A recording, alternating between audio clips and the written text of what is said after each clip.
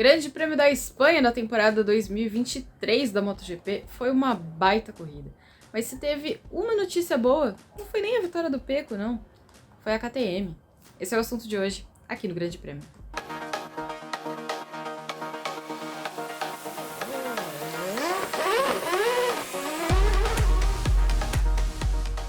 Quando a gente olhou para a pré-temporada, a KTM parecia meio distante. Tava meio apagadinha, não foi um destaque, né? Tava todo mundo esperando qual seria o resultado da parceria com a Red Bull, a equipe da Fórmula 1, mas na pré-temporada eles não mostraram nada que fosse assim tão empolgante. Mas aí chegou a prova em Jerez de la Frontera. E ó, a KTM foi uma surpresa agradabilíssima nessa quarta etapa do campeonato. Porque eles foram competitivos basicamente durante todo o fim de semana. Colocaram 2 pilotos no pódio da corrida sprint, colocaram 2 pilotos, os mesmos 2, né, Brad Binder e Jack Miller, no pódio da corrida principal. Foi um fim de semana muito, muito bom para os austríacos. É claro que a gente tem que fazer algumas considerações.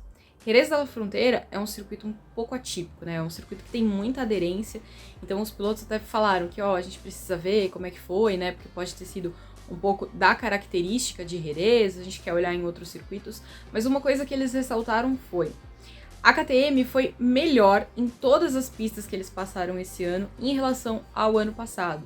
Então tem aí um motivo para eles estarem animados com a performance que a RC16 mostrou até aqui. Mas tem um outro componente que a gente tem que destacar também. Dani Pedrosa. Esse rapazinho, né, o menorzinho de todos, mas um veterano que conhece a MotoGP como a palma da mão, conhece Jerez de la Frontera como a palma da mão, é o piloto que está ali na liderança do desenvolvimento da KTM. Ele é um dos pilotos de testes da fábrica de Maschhofen, que tem também o Mika Kallio, que agora está mais distante dessa função de teste. Ele está ali mais como um consultor para ficar analisando a performance dos pilotos, dar uma dica aqui e ali. E agora tem também o Jonas Folger. O Folger começou na função nesse ano e já teve que assumir uma roubada, né? Porque ele também estava ali aposentado, ele até se aposentou por uma questão de saúde, mas ele teve que assumir a GasGas Tech 3 no lugar do Pol Espargaró, que segue em recuperação depois de um acidente muito feio na abertura do campeonato. E aí já tinham avisado desde o começo da temporada que o Pedrosa ia fazer o GP da Espanha, porque o Pedrosa é um cara que ele quer entender por ele mesmo aquilo que os pilotos precisam. Ele não quer ficar só ouvindo o que estão falando para ele para tentar fazer as coisas.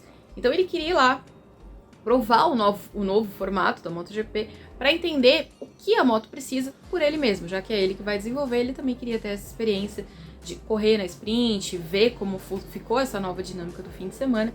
Então esse era o plano de vir para esse fim de semana. Antes ele já tinha feito um teste em Jerez de la Frontera para trabalhar com esse desenvolvimento da moto. Ele estava correndo com uma moto diferente, né, do Binder e do Miller.